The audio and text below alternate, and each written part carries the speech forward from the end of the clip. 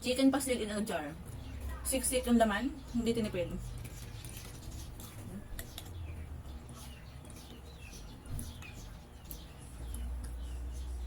Ito yung sili guys, oh. Hindi tinipid. Sobrang sarap.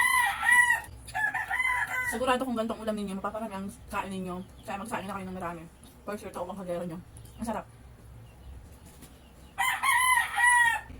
Kain tayo. Guys, ang ulam ko ngayon ay itong kagikit chicken pastil. Ito yung kilalang chicken pastil sa Mindanao.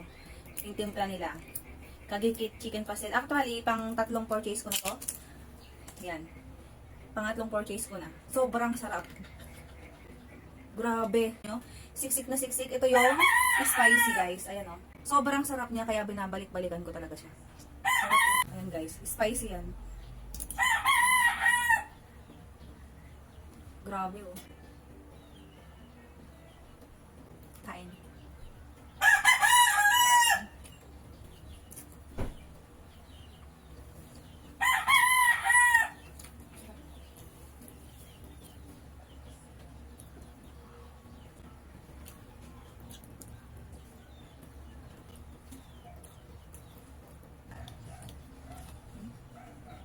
Tingnan yung hibla ng chicken eh.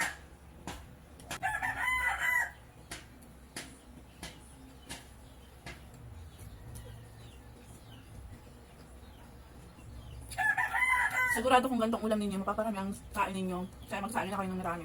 For sure, ito ang kaldero nyo. Ang sarap ang timpla. Perfect ang timpla niya.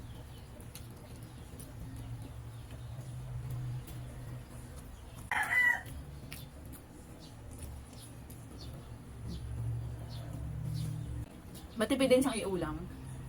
Sigurado ako pag natikman nyo to guys, talagang uulit at uulit kayo. Sobrang sarap niya.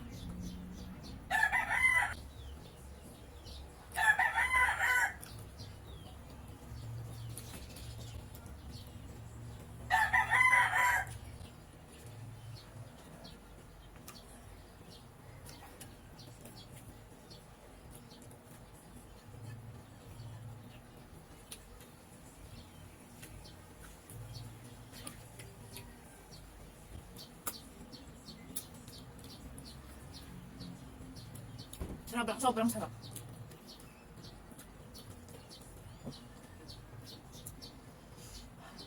Bangan siya. Pero di sobrang mahal.